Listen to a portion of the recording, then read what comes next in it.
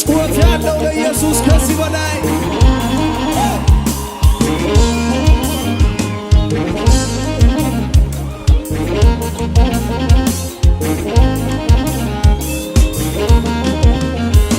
ምን አይነት ሕይወት ነው ምን አይነት ስጦታ ያንተ በመሆኔ ያተረፍኩት ጌታ ምን አይነት ሕይወት ነው ምን አይነት ስጦታ ያንተ በመሆኔ ያተረፍኩት ጌታ ምንም ቢመጣ አልተውህም ጌታ ምንም ቢመጣ አልተውህም ጌታ ምንም ቢመጣ አልተውህም ጌታ